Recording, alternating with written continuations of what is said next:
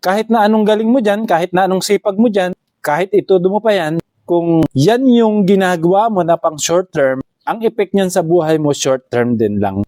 Ano ang tingin mo sa ginagawa mo? Short term or long term? Bakit kailangan nating pag-usapan ito? Dahil dito nakasalalay kung dapat mong ipagpatuloy yung ginagawa mo. Bakit may mga negosyante na nag-umpisa excited?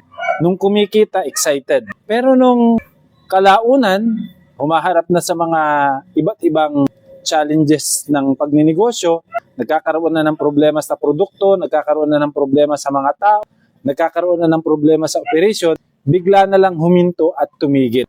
Bakit naman may mga iba na umpisa pa lang, iba't ibang mga problema na at challenges na ang hinarap sa kanilang ginagawa, pero pinagpatuloy at ngayon ay naging very successful sa buhay. Kasi naniniwala ako na dapat alam natin kung paano natin tingnan yung ginagawa natin. Kasi kung yung ginagawa natin ay pang short term lang, malamang sa malamang, lahat ng mga gagawin mo dyan ay o effort na ibibigay mo ay pang short term din. Kaya yung effort mo sakto lang, yung ibinibigay mong panahon, oras sa negosyo mo sakto lang, yung sipag mo sakto lang. Kumbaga hindi mo ibibigay yung pinaka-best mo.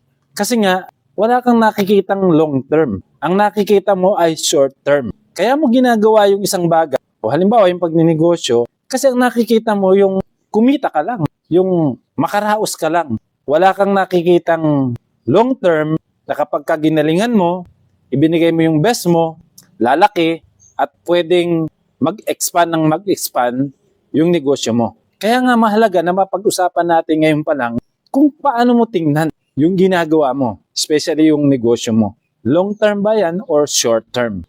Pwede din nating tingnan na kahit na itudo na natin yung sipag natin, yung effort natin, yung kakayanan natin, pero kapag ka nakikita mo na hindi ka talaga kayang dalhin nung ginagawa mo, nung negosyo mo para palakihin ito, ibig sabihin, hindi siya pwedeng i-scale o hindi siya pwedeng i-expand, ibig sabihin nun, pang short term yan. Kasi kahit na anong galing mo dyan, kahit na anong sipag mo dyan, kahit itudo mo pa yan, kung yan yung ginagawa mo na pang short term, ang effect niyan sa buhay mo short term din lang.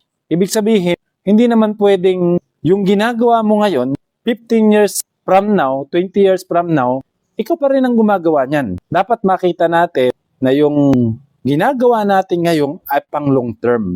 Ibig sabihin, yung sipag mo ngayon, yung pagod mo ngayon, yung puyat mo ngayon, dapat short term mo lang nagagawin yan, pero ang effect niyan dapat ay pang long term. Kaya mo itinutudo yung sipag mo kasi naniniwala ka na after 5 years, 10 years, 15 years, long term ang effect nito sa buhay mo, sa pamilya mo, at sa iba pang mga tao. So kaya ngayon pa lang, kinakailangan makita mo na, okay? Makita mo na, yung bang ginagawa mo ay pang long term o pang short term. So kung pang long term yan, kinakailangan ibigay mo na yung kaya mong ibigay up to sagad na trabaho mo, pagod mo, puyat mo, sakripisyo mo. Kasi alam mo na short term mo lang gagawin yun. Maybe gagawin mo lang yan ng 3 years up to 5 years. Pero after that, ng year na yan, ay yung pinaka long term effect naman nito ay walang iba kundi yung ikaw mismo, yung buhay mo, ay malaki na ang pinagbago. Meron ka ng mga kasama sa pagninegosyo mo, meron ng gumagawa ng mga dating ginagawa mo. Kaya dapat ngayon pa lang makita na natin na itong ginagawa natin ay pang long term.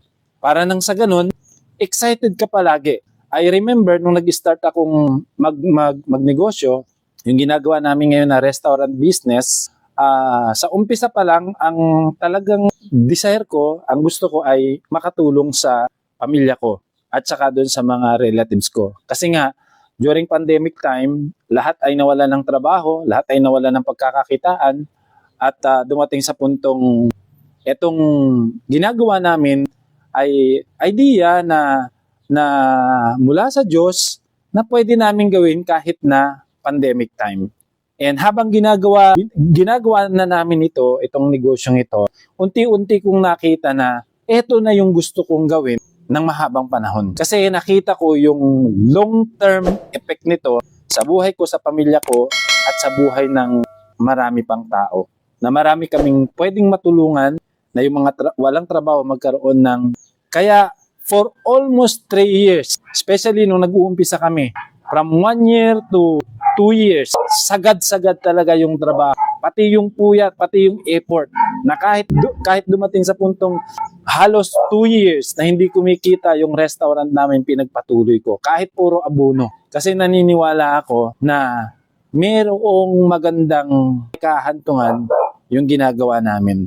At kaya ka excited din na ipagpatuloy kahit nahihirapan ka, kahit sobrang napapagod ka, kahit sobrang nagsasakripisyo ka, kasi nga may nakikita ka at ang nakikita mo ay yung long-term effect ng iyong ginagawa. Kaya sa atin na mga nagninegosyo o kahit kung nagtatrabaho ka, bakit mo inaayos yung trabaho mo? Bakit mo ginagalingan? Kasi ang nakikita mo ay yung long term na magtatagal ka sa kumpanyang yan. Magtatagal ka sa trabaho na yan. Kaya kahit na walang nakatingin sa'yo, hindi ka binabantayan ng amo mo, ginagawa mo kung ano yung tama at mabuting dapat gawin sa iyong trabaho. Pero kung ang tingin mo dyan ay short term, ang gagawin mo lang dyan ay kapag ka walang nakatingin, walang nagbabantay, hindi ka na rin tatrabaho ng mahusay. Kaya kalaunan, anong mangyayari?